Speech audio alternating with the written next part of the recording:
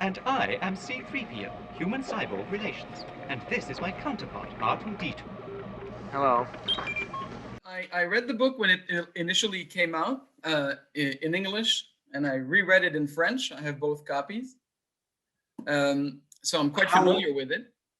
How was that? Because you're the first person to say that to me. I'm just gonna, you're the first person to be able, because I have read bits of it in French, and it's completely different because the French put things in a rather more elegant way than the British. So it seems incredibly beautiful and important in French, but I have to keep looking up phrases in translation because I would write it in English and the way of saying it in French is completely different.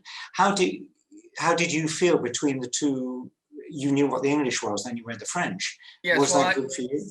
It's very well translated, I have to say. You can't translate directly English to French word for word because it doesn't mean the same thing. But in this case, the essence of what you wrote and the feelings that you convey are the same in both versions. So it works very well. Wonderful to know that, because in the beginning, I was very concerned, as you know, that it's called Les Mémoires ne s'effacent pas. And they said, well, kind of that's what it means, what you've written in English. Yes. So I went along with it, and it was my first lesson in translation, if you will. I should know better anyway. It works fine. It works very well. Good. And that's my first question, actually. How did you come up with your initial title, I Am C-3PO? Well, the story behind that was I wanted to call it Telling the Odds. Telling the Odds. Anthony, yeah. And they said, what do you mean? And I explained, and they said, nobody will understand. Well, a true Star Wars fan would understand Telling the Odds based on the Han Solo, never tell me the odds. Sir, the possibility of successfully navigating an asteroid field is approximately 3,720 to 1. Never tell me the odds.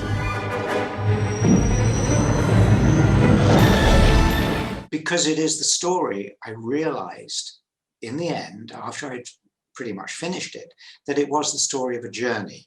And I didn't know that to begin with, because I began to write in these segments that you see it in, and I would do a bit here and there, and as I remembered things, I would dot, and then I had to weave them together into a cohesive order.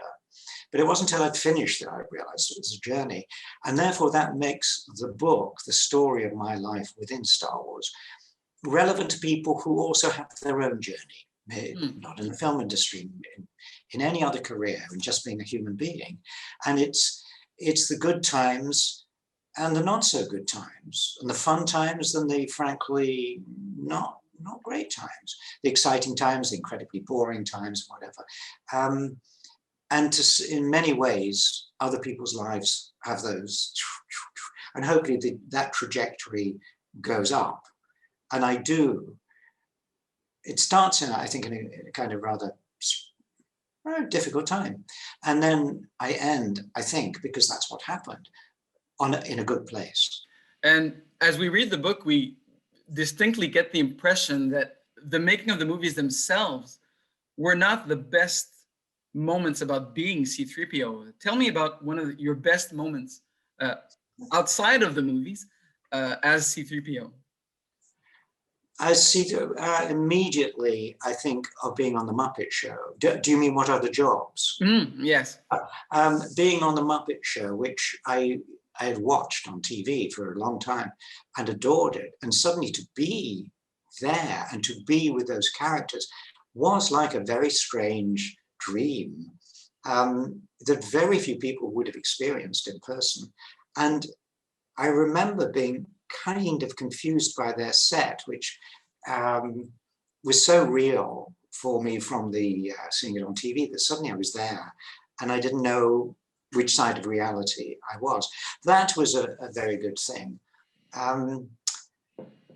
Again, in the book, I talk about a different kind of concert, the one with John Williams in the Albert Hall down the road from here, where the entire audience, it was packed out. I think it's about 8,500 people in this Victorian wonder. And there was me for the first time with the baton taped to my hand because I couldn't hold it. And the reaction of the audience, the first time that I had been 3PO in a public place, and the reaction was overwhelming, absolutely overwhelming. And I stood there and completely forgot what I was doing because I was just so amazed at this wonder. And then I clicked back into performance. So those are a couple of experiences. One thing the book makes very clear is how difficult it was physically to play the part, especially during the first movies. That's very well described in the book. But how about how difficult it might have been emotionally or psychologically? Can you talk about that aspect of it? One of the things that was noticeable immediately to me was how well written that character was by George Lucas. I read it, I hadn't written the words. I read it and instantly got that this character was uncomfortable, always on edge, always in the wrong place, always misunderstood, always ignored, treated casually. So I got the curious humanity that was inherent in this metal character. And partly that was George's skill in writing it and having the idea, but partly it was my interpretation of it, which I carried through physically and vocally to the end. In physically playing the character, that in itself, those difficulties may have helped me to feel so alien as 3PO on the set around these humans and so on, because of course, naturally, it was a very isolating situation. I was eventually in this very beautiful but unworkable costume with my eyes covered so that people, I'm looking at the camera right now, but if I look like that, the sense of communication is far less, or if I look at your face on the screen, far less. So very important that we humans look at each other. And we love it when animals, dogs, cats, look us straight in the eye, because it's a way of speaking. And so to have that naturally taken away was immediately isolating. To be physically, to have it difficult to be physically with people in a relaxed mode also became quite separating, that in being dressed up, I couldn't in any way easily communicate, other than in the script that we had worked on. And of course, that sense of disembodiment became very strong when the film opened. And I, as a person, was not included in any kind of excitement or praise, or the character got a lot of praise, praise. And it sometimes really used to, I would get stories that some of the other actors were a little upset in interviews when the interviewers kept talking about C-3PO and how did it feel that he was such a big star and they were just, a character. Because certainly the three main people became the stars, and I would watch from a distance.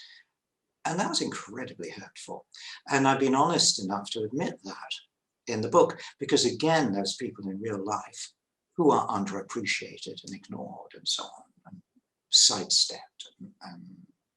And I wanted, at the end of, as I approached the end, to admit that it was difficult. And you could say it's just a statement of fact. And I think anybody would have felt that. So yes, it was quite a disturbing experience. And there were times when I really immediately thought of walking away. Absolutely. Why would I do this again? It had been a horrible job to do. I had been a success, but nobody was allowed to know that.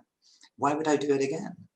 And then, of course, common sense and a liking for 3PO took over. And there I was doing episode 5 and then 6 and then the rest,